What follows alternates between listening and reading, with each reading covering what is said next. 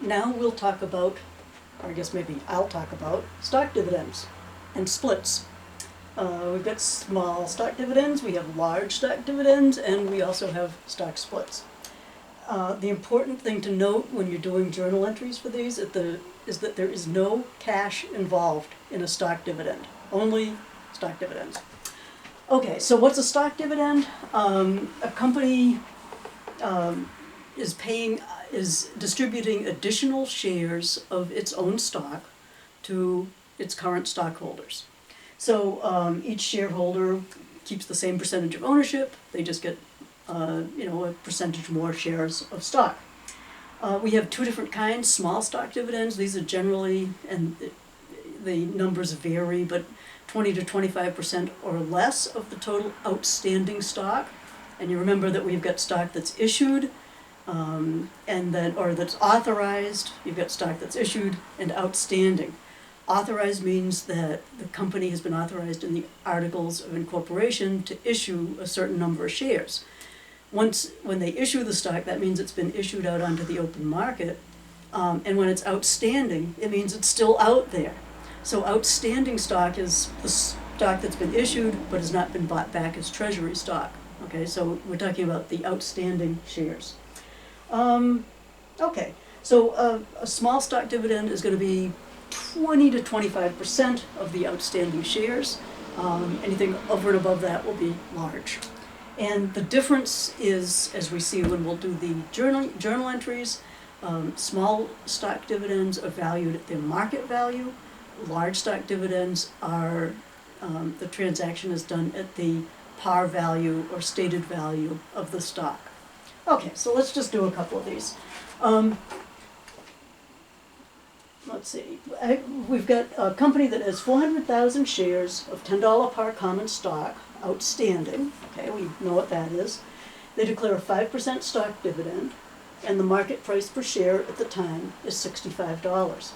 So I've got 4 questions that you can ask that'll provide you with all the information you need to do the journal entries. So the first question is this a small or a large stock dividend? And so where it's 5%, that's small.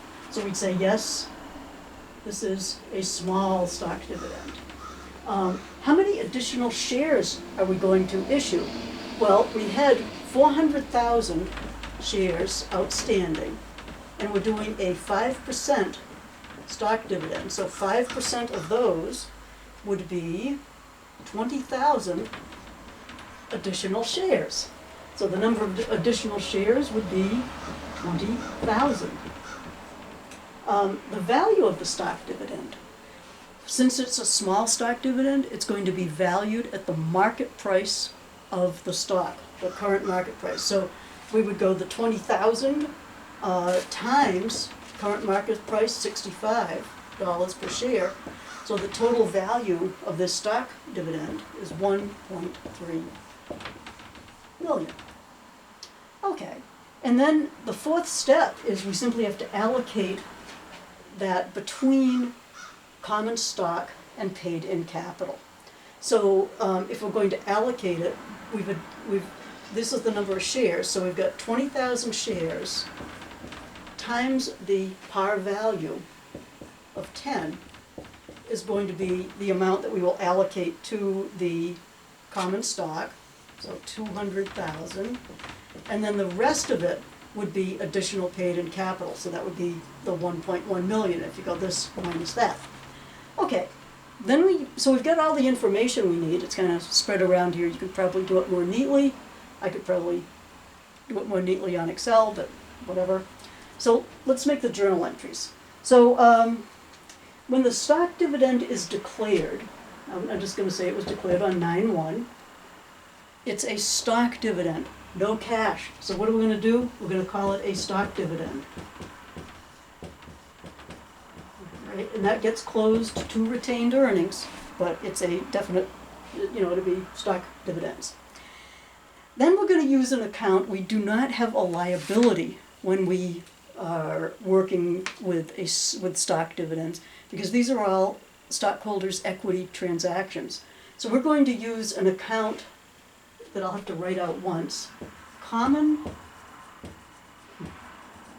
stock dividends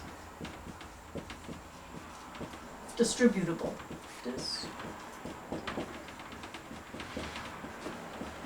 Now, I'm, mean, but I'm not that mean. So on exams, you can abbreviate this to CSDD, common stock dividend distributable, and I will know exactly what you mean. Okay? So I'm going to convert that right now to a CSDD, common stock dividend distributable. Okay, so the value of the stock dividend is the full 1.3. The amount of the common stock dividend distributable, this will be distributed as common stock, and that's going to be this amount right here, the 200,000. Okay? And then we're going to have the paid-in capital in excess of par value on our common stock, and that'll be the 1.1 million. Let me get some of this out of the way so it makes it a little bit neater. Okay, so then let's just say it's distributed on 10-1. This has already been taken care of, and that's all set. So what happens is we're going to reduce the common stock dividend distributable of the 200,000, and we're going to issue common stock, because that's what this is all about. It's a stock dividend.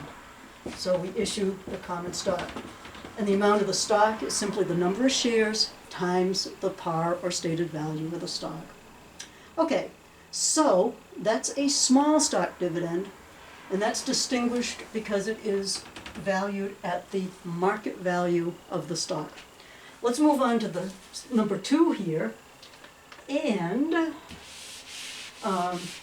this is going to be a little bit different, because now we've got the same information, same market price of the stock, the same 400,000 shares, $10 par, but now we're distributing 100% stock dividend. So when we go to answer our questions here, now we have to uncircle small, and this is a large stock dividend. All right, so the number of additional shares when we're doing 100%, you've got 400 shares now. If you distribute 100% of those, you'll distribute 400,000 more shares. So the number of additional shares will be the 400,000. And then the value of the stock dividend, and with a large stock dividend, it's going to be the par value, not the market value. So it's going to be the value of the stock dividend is going to be the $10 par times that 400,000. Okay, so that'll be 4 million. And then we don't have to allocate between common stock and paid-in capital, because there's no additional paid-in capital, because the whole transaction happens at the par value. So let's see what this looks like. Say on 9-1, we've got a stock dividend. So we'll call it a stock dividend.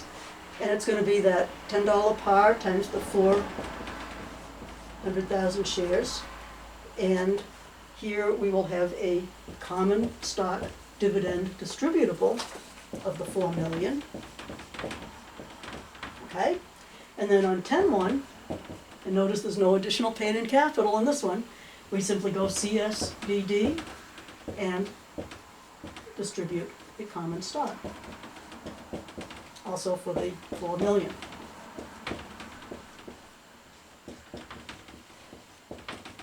All right.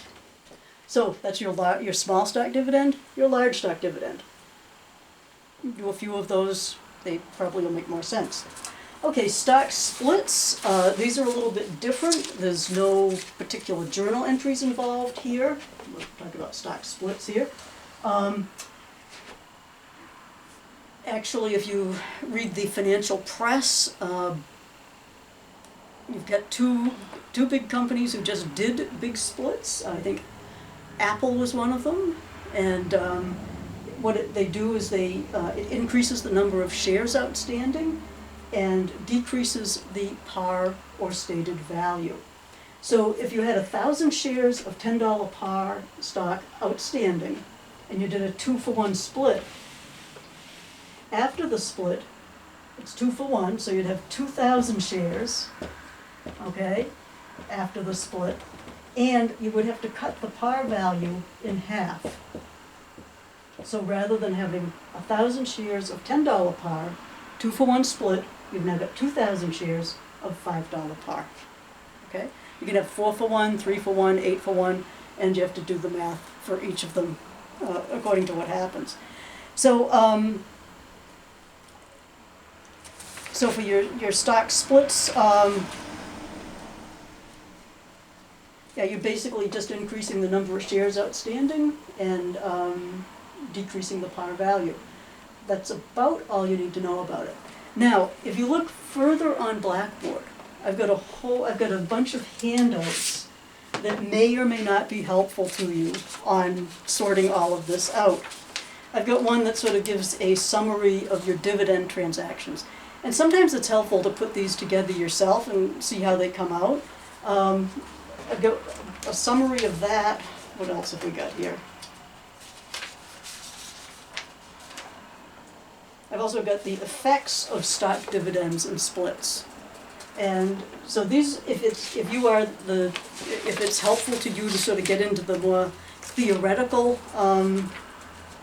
impact of all of these things, that may be helpful to look at. I also do one handout where it's sort of what's the impact before and after your various stock dividends and splits. What's your impact on retained earnings and all of that. So these are things that if they're on any exams, they'd be more bonus questions, but these are the basics here. But if you want to go into more depth, there's a lot more information available.